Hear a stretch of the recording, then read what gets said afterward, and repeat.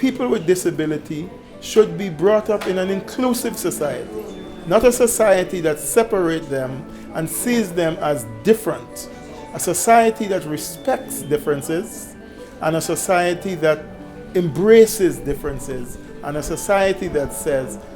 the person with disability is like any other person in our society, and given the opportunity can maximize their potential. We call on the government of Kurdistan